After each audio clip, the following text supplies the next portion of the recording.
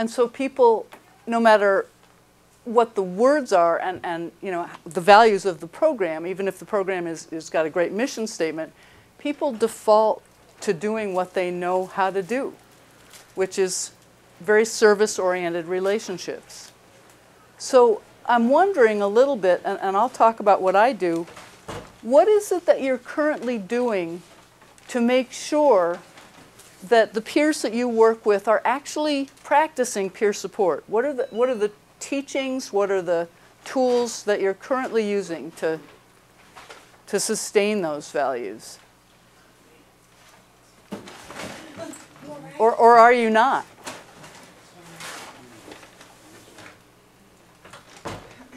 Really taking interactions that you actually remember word for word, that kind of thing, in a group and saying, is this peer support? When I did this, is this really peer support?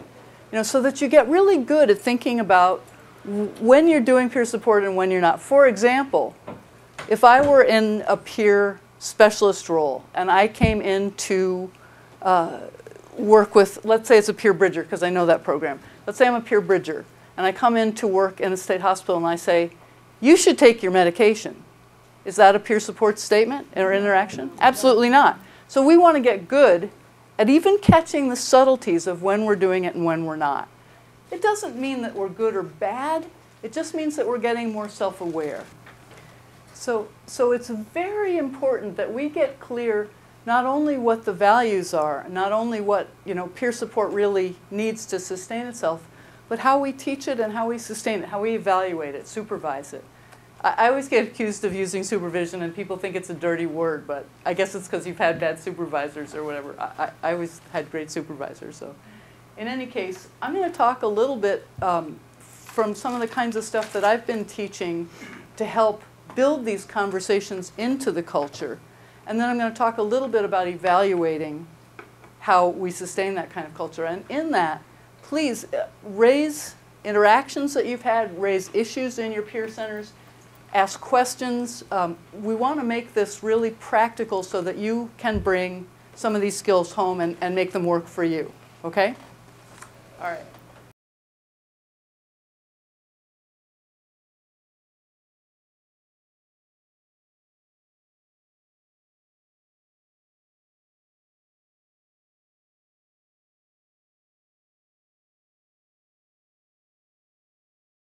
So I talked yesterday a little bit about a different kind of listening, and I think this is really important. I mean, active listening, everybody teaches that. You know, you lean forward, you pay attention, you clear your head, your body language. I mean, it's the typical stuff, and it's good. I mean, there's nothing wrong with it. But I don't think it's enough because it doesn't open us up to what Jackie was just talking about before, which is individual culture, and what I talked about all day yesterday. Listening for the larger story, listening for all that's gone before what it is that that person's saying.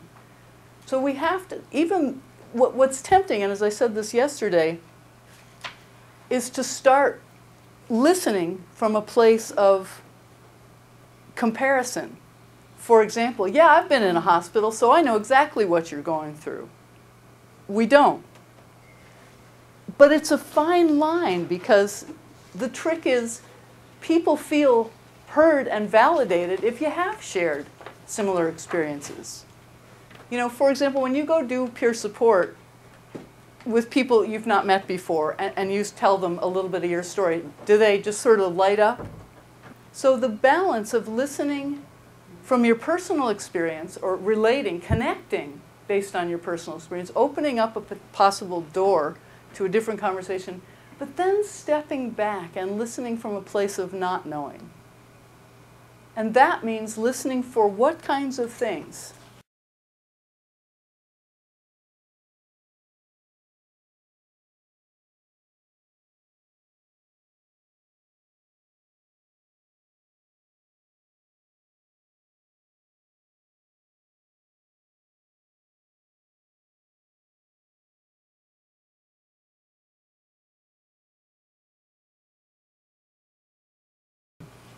Body language? Feelings, that kind of thing. If somebody says to you, for example, yeah, I've been really happy most of my life, and you know, things are going really great here at the hospital. What are you hearing me say? It's not congruent. It's not congruent. It doesn't match. So then you can ask some questions. What does it mean when you say you're feeling really good here and you look kind of down in the dumps? I don't understand that. And then you start a different conversation. You're not just listening to the words. So we're going to talk about asking different questions a little bit. I think I talk a lot about asking questions that explore meaning, because we really have, I think, an obligation to help people rethink how they talk about their experience, how they understand their experience. For example, what do you guys do currently when somebody comes to you and introduces themselves as, "Hi, I'm Sherry, I'm bipolar"? What do you say? What's your response to that? Go ahead.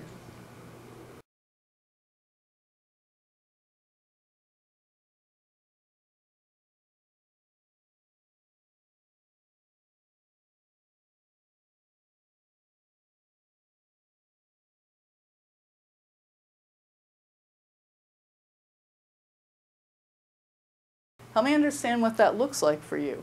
And then you might get the response, "I thought you were one of us." You know, the person might say, you know, "I thought you understood what I was going through." And then you say, from there, "What does it mean to you?" And then you say, we all have different experiences. exactly. We all have different experiences. I want to understand what that experience means for you, okay? And I think to help me understand language, it is a very respectful way of saying, I have a picture, but I really want to understand what that means for you, rather than a lot of sort of directiveness. Sometimes we get into the same kinds of conversations, and I've heard this over and over in peer programs. Somebody will say, "Hi, I'm Sherry, I'm bipolar," and they'll say, "Oh, we don't use that language here." Well, how to shut somebody up in a hurry, you know? That's not respectful, and it's really not reasonable.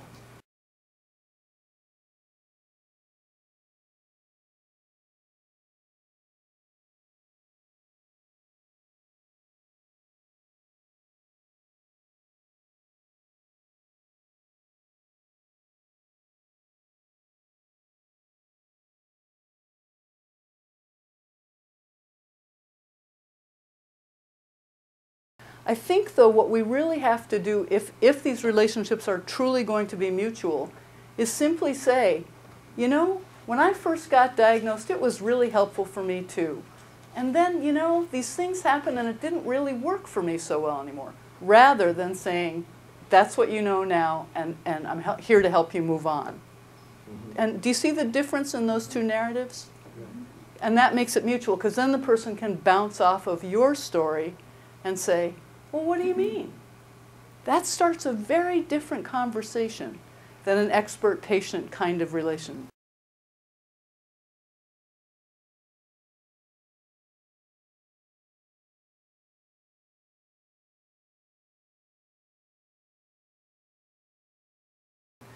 I wrote down provide validation. I know you all know that, but what I'm hearing an awful lot when I go teach is somebody might come to you for some kind of help and say, you know, my life is just so chaotic right now. I feel totally overwhelmed. I've overspent on my Social Security. I don't know what to do. And what's your response often? What is a frequent response that you hear to that? What I hear often where I go is, well, let's fix it. You know, where do we start? If we start right in with fixing it, you're not listening at all. Because what you're wanting to do is be the big hero problem solver. And so we have to really focus on the fact that we're not there just to solve problems. Now, in the end of things, if you move towards something that the person wants, that's fabulous. But if you start out a conversation like that one from a place of problem solving, what will the relationship probably end up being like? Service provider. Service provider. And it will also create a certain kind of, not dependence necessarily, but an assumption that you're there to fix my problems with me. And so you'd say, this sounds really difficult right now. What else might you say? What do you think you need to do to help make that better? Okay, so you go next to the problem solving. Okay, so I just kind of want to point that out. Oh, but when you start with that sense of that must be awful, or that must be draining, or exhausting, or scary, whatever it is that you're seeing or you're hearing that's not in the verbal part of it, then the person can respond to that. Yeah, you know, I'm tired. And then you can go from there. You know, when you're tired, what is that like for you? What does that mean for you? For me, being tired is one of the scariest feelings I have, one of the scariest states that I have. That's not a good place for me. And so that's a little piece of information that you now know. So that's what you saw yesterday when I was very tired. But anyway, we need to remember to be validating of feelings and experiences, you know. People have been through all kinds of things, and if we go right into problem solving, then we will define our peer helper relationships as a problem solving one. I know you know this, but just as you're listening for people in your programs doing the problem solving, come back to this and say, when you jumped right to fixing it, what happened? Help people get a little more analytical about what it is that they're doing with others. Because you guys, I'm assuming, have some leadership positions and some ability to teach this stuff. And Lee, you mentioned this a bit, but I think we can listen for an ear to roll. I'm not sure that's the best use of language, but when someone comes to you, for example, and says, I'm thinking about overdosing on my medication, what's the role they're coming from? Or let me give you a different example. You know, I can't get a job because, you know, my symptoms are too bad, and there's just no way. I'm not like you, Sherry. What role are you listening for? What role might that be? What role are they in? Well, Would they say that? where are they stuck there? In their mental illness and their stigma. It's kind of a victim role. Mm-hmm. Kind of a victim role. So you want to be aware of some of the roles that people fall into. That's a particularly powerful one because we hear the mental patient role come up again and again and again. And it's a learned process. People learn how to have those conversations because that's how they start every conversation. And so again, where we can go with that is once we hear that, we can acknowledge it and say, you know, I used to think that way myself. And there was a time where I thought I couldn't do anything. And those are where you can start to share stories. When somebody is in a place that you don't really understand, what happens for you? Like, are you ever with people that it's really uncomfortable? Go ahead.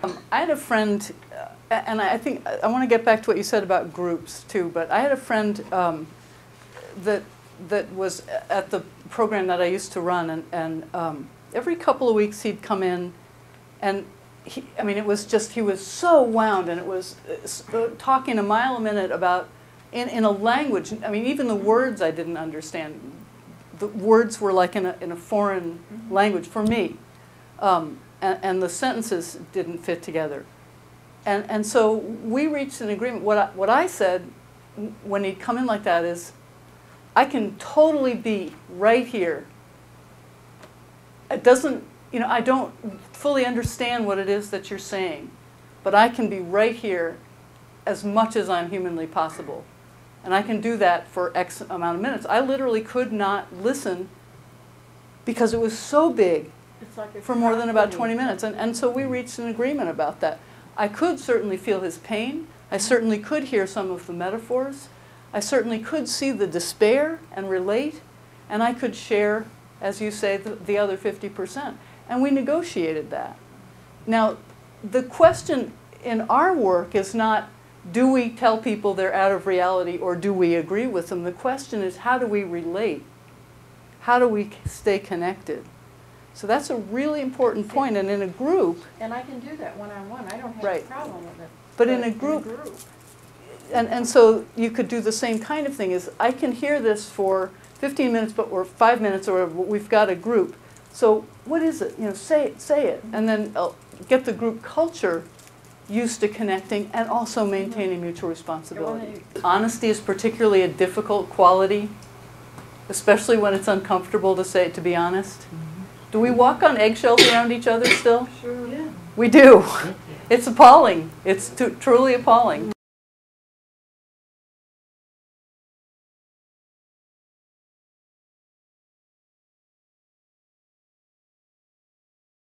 So long as we assume, and talk in the language of crisis, and sort of stay focused on stages and all of that stuff, and Mary Ellen and I struggle with this sometimes, I think we run the risk of falling into service relationships. And so, the direct, honest, respectful communication is where it's at. You don't come up to somebody and say, you know what, I think you should just, you come up to somebody and you say, what I see is X. This is what I feel about that. This is what I need about that. So it's once again, in negotiation, it's very honest. This is what I see. This is what I need. This is what I feel. Or this is what I feel. This is what I need. I mean, there's any number of ways of doing that. But I think we've got to get out of this notion of crisis, being in crisis versus not being in crisis. I think people go in and out of intensity all the time. You probably watched me do it several times yesterday, as a matter of fact. And so long as we call it crisis, then we see that person as fragile for a period of time that's kind of become institutional. Like if they're in a respite program, they're in crisis, and that's an assumption on our part.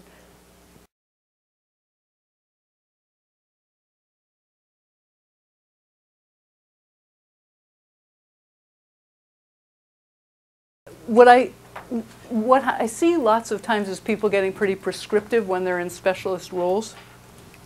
So, when somebody is really stuck, so to speak, I often see people saying, well, you could do your RAP plan, and then you could do this, and you could do that, and da-da-da-da. And it becomes very prescriptive, and very quickly the relationship becomes like this.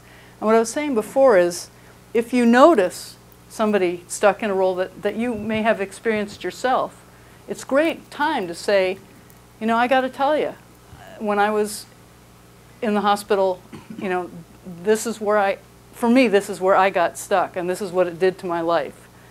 And I really had to work hard by doing this to do what I'm doing now. I mean, it's not a challenging or competition of stories. It's not a moral of a story.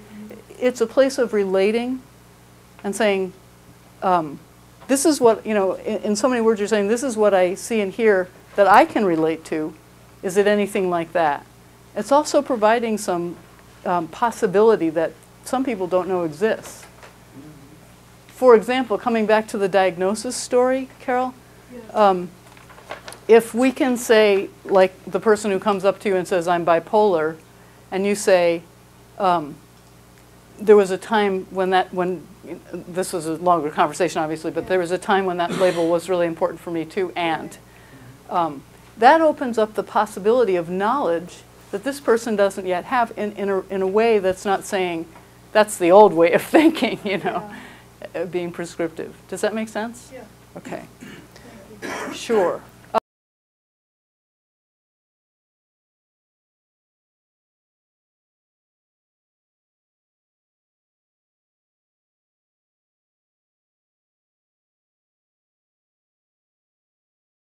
We kind of went over this stuff yesterday, but these are specific questions that I think are really useful when you're really working with people around what they want. We talked about we talked quite a bit yesterday about the notion that most people move away from what they don't want, and that's sort of part of mental health culture, is this whole problem orientation. And so helping facilitate a conversation that's about us moving towards what we want is not so easy. Like, I love this question. Did anybody ever ask you, when you did that litany of lists of I'm depressed, I'm anxious, I'm whatever, did anybody ever ask you, what do you want to feel? I love that question. You know, how basic is that? What do you want to feel? If you were feeling that way, what would you be able to do? I mean, that changes the conversation. When you get those assessments, you know, so what are you feeling? Are you depressed? Are you suicidal? What pills are you on? Da, da, da, da. How quickly do you sort of sink right into the floor, you know?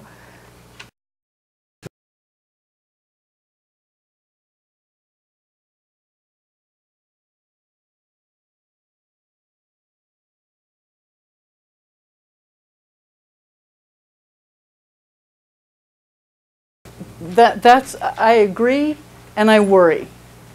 And I'll tell you why. I agree because there are days when somebody tells me a tremendously graphic story, and there are days when I just can't hear it. It's just too close to home. And so I say, today, at this moment, this is not a story I can hear. Tomorrow is probably a likely candidate, or. On the other hand, what I hear an awful lot is, you're triggering me. That is very dangerous stuff. I am really worried about that, and I hear it all the time. Now that we're starting to talk about trauma, we ourselves are getting very blaming. You know, you're triggering me, you're traumatizing me. So I want to be really thoughtful about, you know, this whole notion of vicarious traumatization. We have to be really careful about that, otherwise we get right back into blaming people.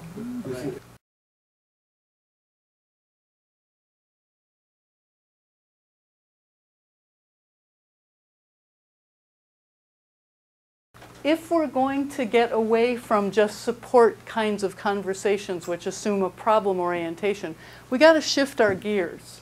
And we've got to maintain the expectation of learning from each other. That changes the intention of the conversation. We talked about that some yesterday. Does that make sense to you at this point? Do you guys have questions about these skills? Because I was going to go on a little bit and talk about the supervision and evaluation. Is that okay with you? I'm afraid we'll run out of time, and it's something that I had said I would do. Okay, so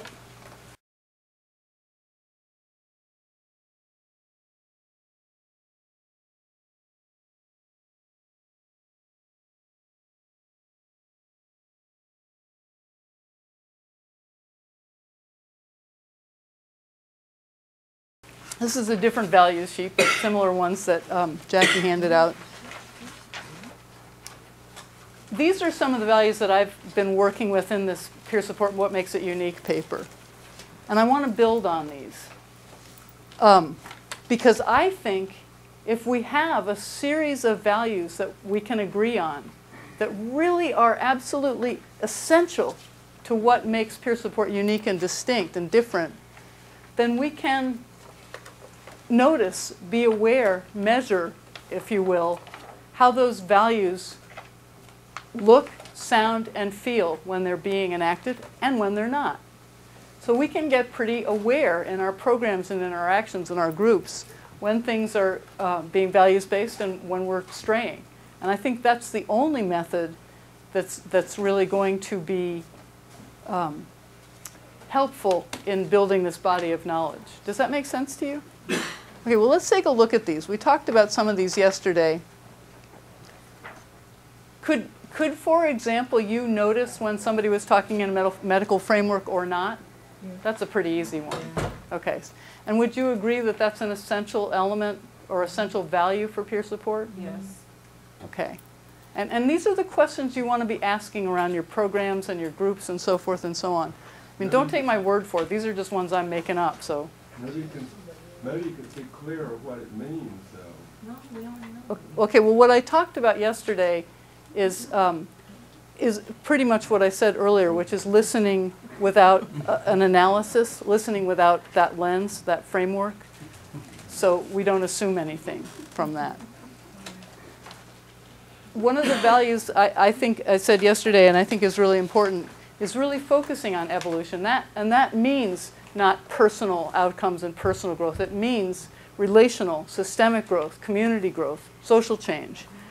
Well, I think we walk the talk, and you just keep engaging in these curious, wondering conversations, and you walk the talk, and I don't think you can help but pass that on culturally.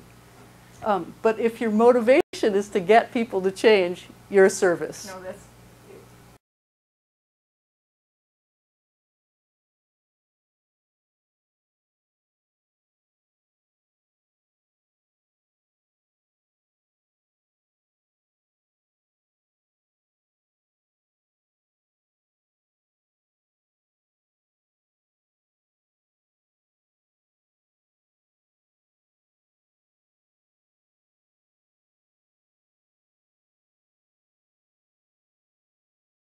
So it was a That's- real shift in my thinking. Right, can you write me that story? That's a great story. These are the stories that are going to be the evidence that show our difference. That's a great story. I had this training and then I rethought this incident. This incident played out this way. I hear stories like that all the time. I went to assess in New York years ago a program that was on the edge of being cut. And in their mission statement and in their practice, their goal was to calm people down, to get people to calm down. They would not allow peers in the program if they didn't calm down. And so we're shifting. You know, we're shifting the dialogue. We're shifting the whole conversation. And I think that's a great story to show the shift. I mean, that's an actual, that's the kind of evidence we see in terms of change. Thank you. Sorry to get so excited, but I'm really into this stuff. What does it mean when I say building real communities for you guys? First of all, I think, you know, building communities where people feel like they can be who they are and experiment with relationships and build new relationships and connect is a fabulous thing. We all need to start with feeling trust and acceptance. However, I'm really getting very worried that these peer programs are becoming another institution. I'm really worried about that. And, you know, what do? You go to the peer center all day. That becomes your community for life. And I think that's, in fact, we're even measured as successful if we have more numbers or the numbers maintain. I think if we were successful, the numbers would be, you know, changing maybe and hopefully decreasing. Because ultimately in 5, 10, 15, 20, 50 years, there shouldn't be peer centers. There should be healthier communities. So I think we have to be really thoughtful that one of our goals is not service provision. We are not there to provide a service, so to speak. I know many of us are struggling with what that means. But we really don't want to create another institution.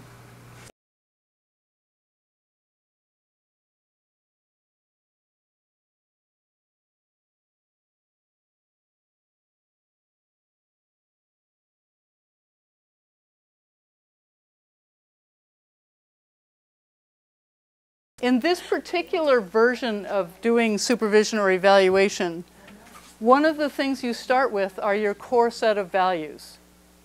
So you determine, like I did here, what your values are. And hopefully we can start to come up with some consensus around what that means. Then everybody comes to this weekly meeting or whatever and critiques their interactions in light of the values. So for example, if the value you're kind of picking on one week is providing a non-medical analysis, whatever I call that some weird way of saying. The values? Yes. This is also on yesterday's handouts. You have it somewhere.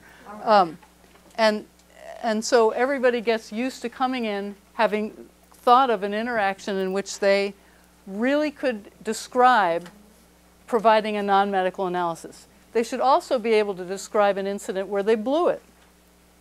Because we don't want to get into this right-wrong thing.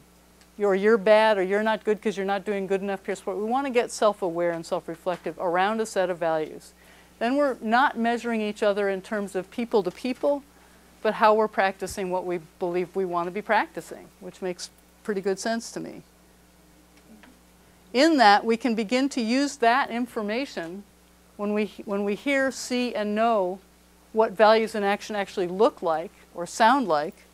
We can begin to use that information to help identify good outcomes. And again, this should be in evolution.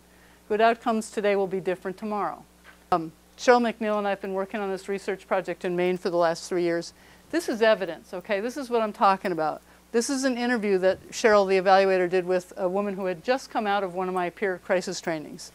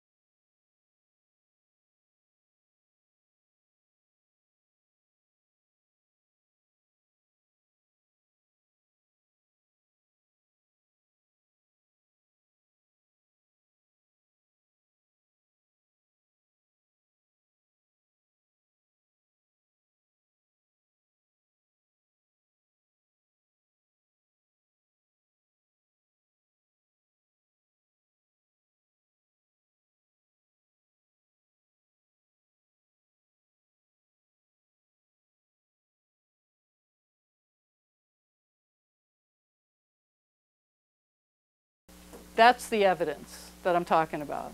What is she saying here? What's the outcome here? I mean, the language is horrible. The outcome language is horrible. What is she saying? What's happened here? What's changed in her narrative? What's changed in her evolution? Her identity. And an awareness that she even had an identity. To be able to step back from where we are and decide whether it's where we want to be is the most powerful thing we can do. It's what Buddhists have been trying to do for eons. You know, just basic mindfulness.